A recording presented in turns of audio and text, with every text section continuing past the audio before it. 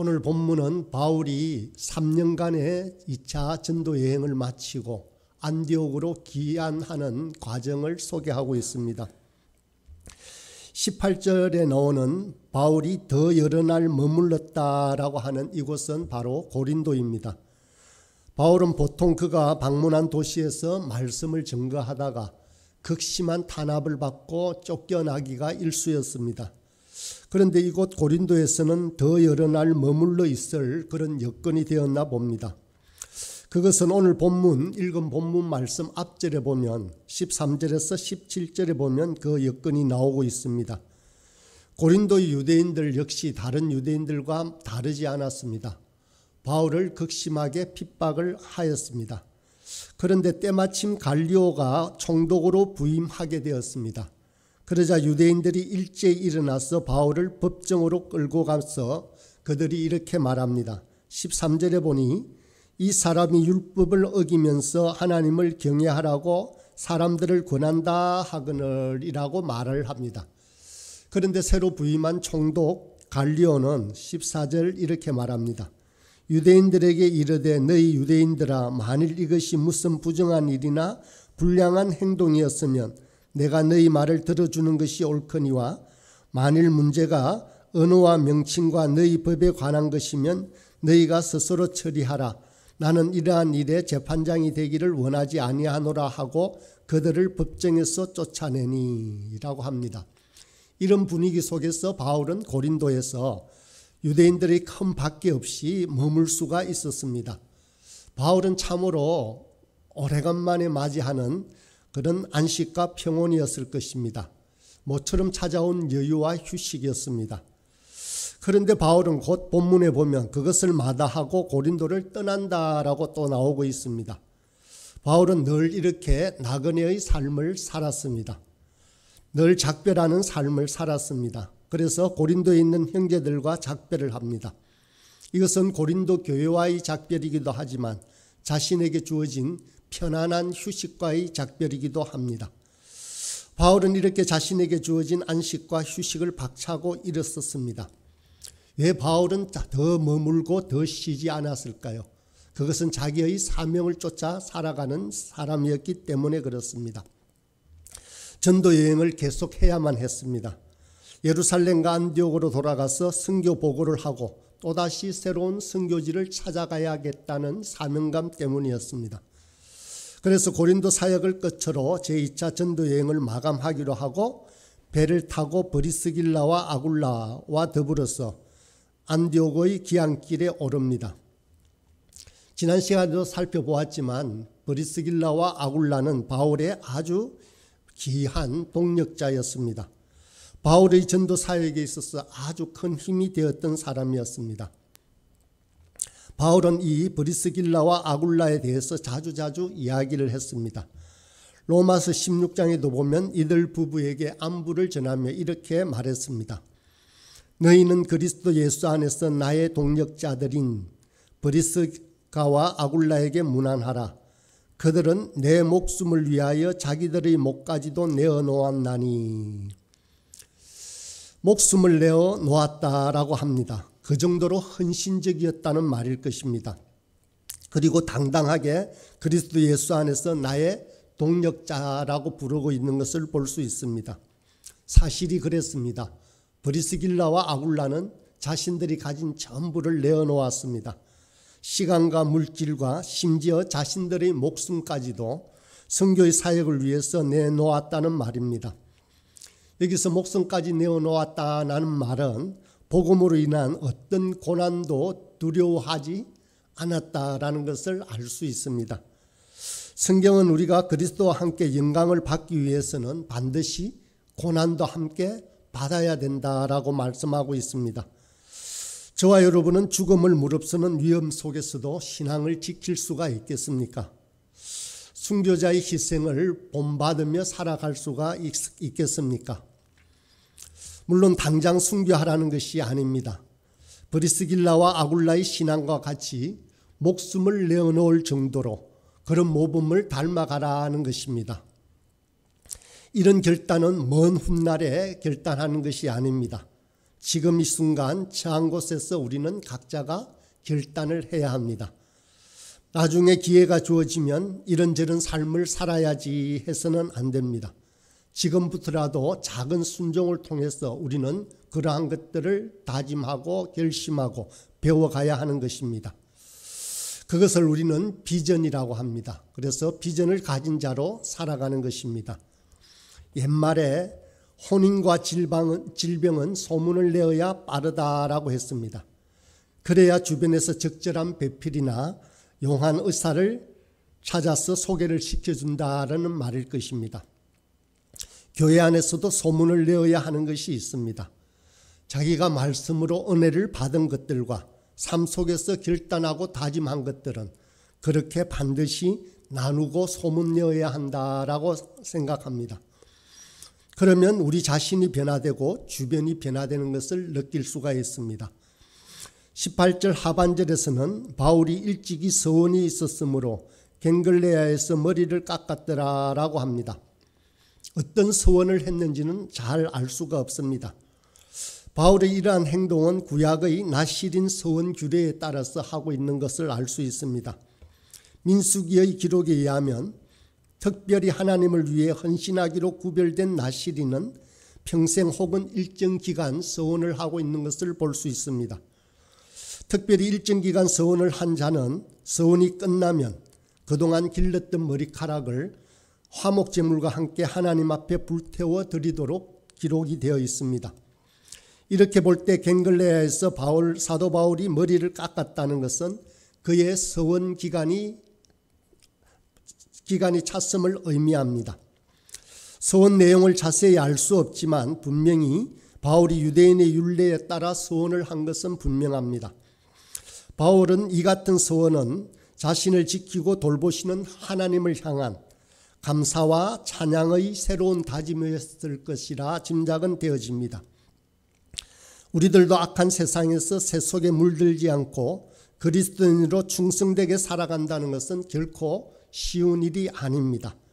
우리는 매일매일 새롭게 결단하고 다짐해야 합니다. 그리고 그것을 실천해가는 훈련을 해야 합니다. 그런 가운데 우리의 신앙이 자라가게 되는 것입니다. 이러한 결심과 결단은 한 번 하거나 일시적인 것이 아닙니다. 자연스럽게 우리 몸에 밴 신앙 습관이 되어야 하는 것입니다.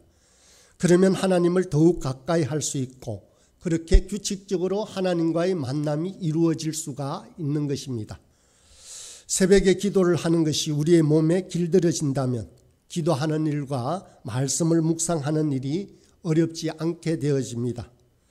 신앙생활은 특별한 행사가 아니라 매일매일 지켜나가는 일상이 될 때 가장 신실해짐을 알 수 있습니다.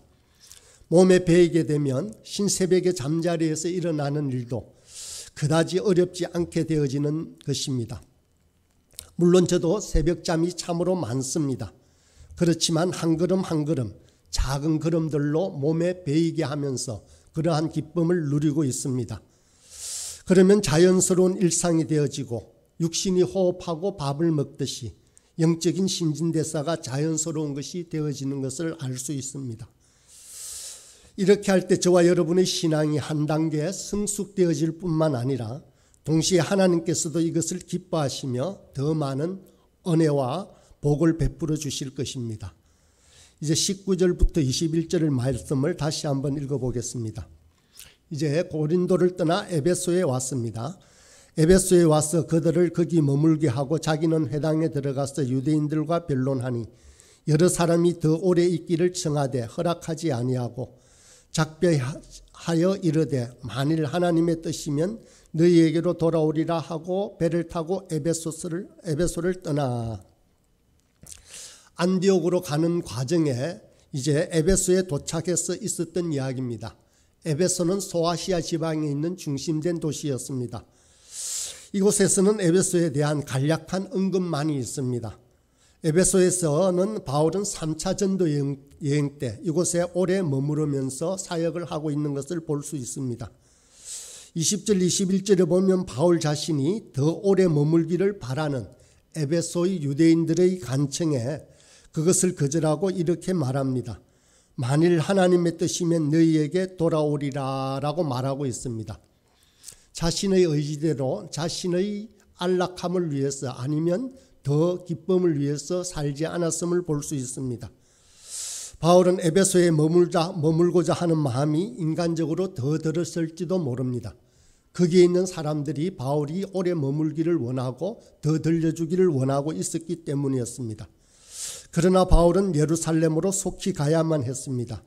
예루살렘 교회에 가서 선교에 대한 진행 상황을 보고하고 안디옥으로 돌아가야 하는 것이었습니다. 바울은 항상 자신의 뜻이 아니라 하나님의 뜻을 물었습니다. 그리고 그대로 순종했습니다. 만일 하나님의 뜻이면 너희에게 돌아오리라. 모든 일은 사람의 원대로가 아닙니다. 하나님의 뜻에 의해 결정돼야 함을 말하고 서둘러 다른 선교지로 발걸음을 재촉하고 있음을 볼 수 있습니다. 우리도 바울과 같이 하나님의 뜻을 알아 그 뜻을 쫓아 살아야 합니다. 우리 자신이 세운 계획이 아무리 좋다라고 할지라도 먼저 물어야 할 것은 하나님의 뜻입니다. 항상 앞서 묻고 살피고 기도해야 할 것이 바로 하나님의 뜻인 것입니다. 그렇기 때문에 신앙이 깊을수록 우리는 매사에 기도할 수밖에 없습니다. 그래서 쉬지 말고 기도하라라고 우리에게 명령하고 가르치고 있습니다. 그렇게 기도하는 것은 바로 사람의 생각이나 계획대로 일이 성립되는 것이 아니라 오직 하나님의 뜻대로 이루어짐을 우리 삶을 통해서 경험하고 있기 때문일 것입니다. 그러면 어떻게 하나님의 뜻을 알 수 있을까요? 하나님은 하나님의 뜻을 그저 호기심으로 알아보려는 사람에게는 결코 그 뜻을 보여주지 않습니다.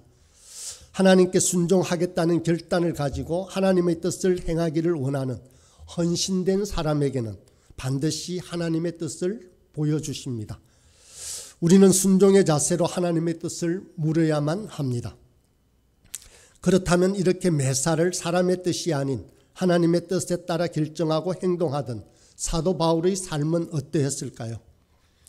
그러면 모든 일이 수월했을까요? 그렇지만은 않았습니다. 하나님의 뜻을 행한다라고 했지만 바울에게는 여러 숱한 핍박과 시련이 닥쳐왔습니다. 사도행전의 기록 곳곳에서 바울의 이런 시련에 관해 읽어볼 수가 있습니다. 그렇다면 이런 고난과 이런 핍박을 당한다라고 해서 바울의 삶이 실패한 삶일까요? 그렇지는 않습니다. 모든 시련에도 불구하고 하나님께서 끝까지 그를 지키시고 보호하심을 우리는 살필 수가 있습니다. 이처럼 바울은 계속되는 시련과 고난 속에서도 끝내 승리하게 됩니다. 결국 바울의 입술에서 이제 후로는 나를 위하여 의의 면류관이 예비되었다라고 고백하는 것을 알 수 있습니다. 여러분, 우리들도 바울의 삶을 통해서 우리는 분명히 깨달아야 합니다. 하나님의 뜻을 따르는 사람에게는 반드시 고난과 시련이 있습니다. 그리스도인이라면 복음으로 인한 환난이 있습니다.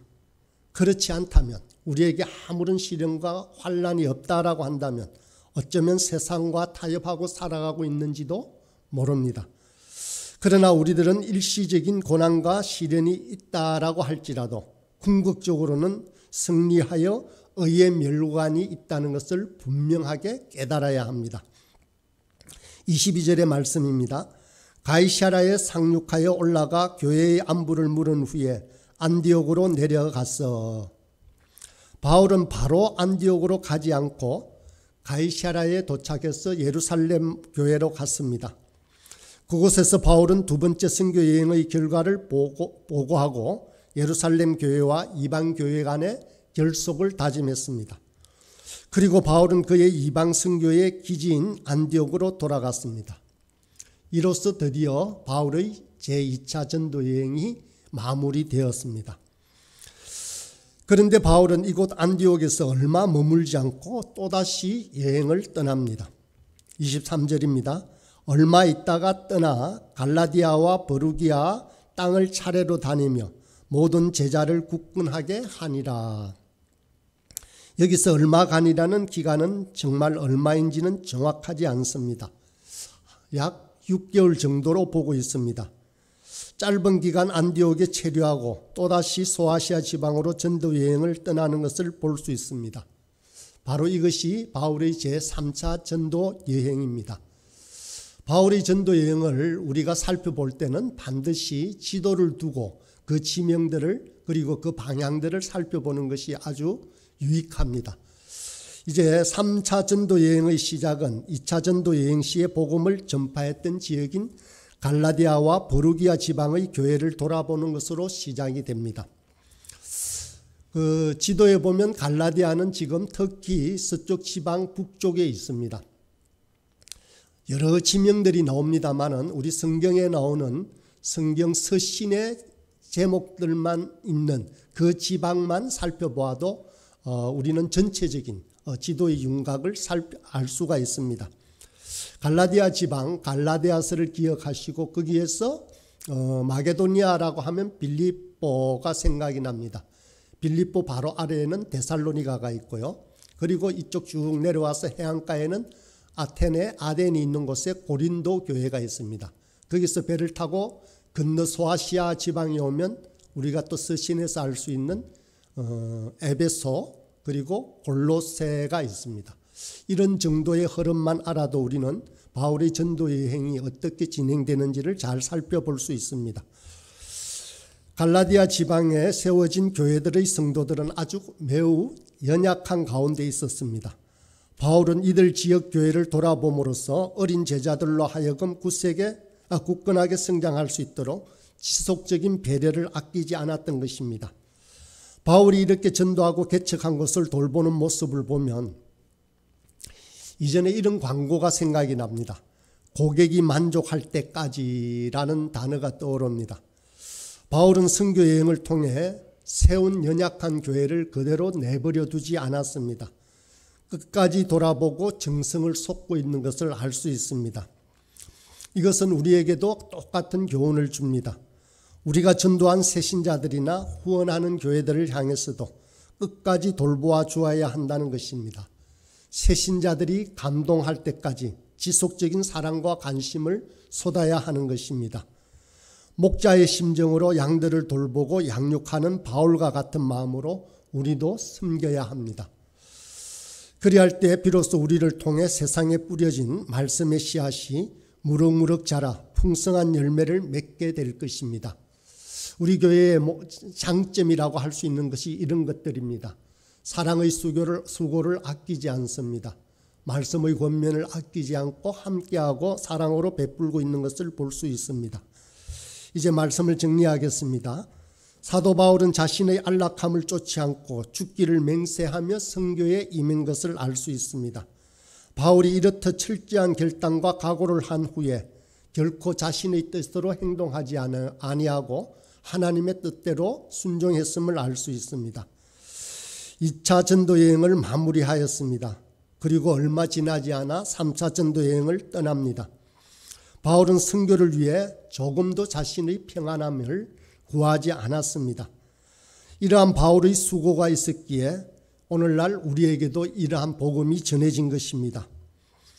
저와 여러분은 복음의 빚진 자들입니다. 우리들도 바울과 같이 굳은 결단과 오직 하나님의 뜻만을 따르겠다라고 하는 태도로 이 땅에서 살아갈 수 있길 바랍니다. 그래서 비록 지금은 우리가 일시적인 시련과 고난을 당한다라고 할지라도 궁극적으로는 승리의 면류관을 받아서는 저와 여러분이 되길 간절히 소원합니다.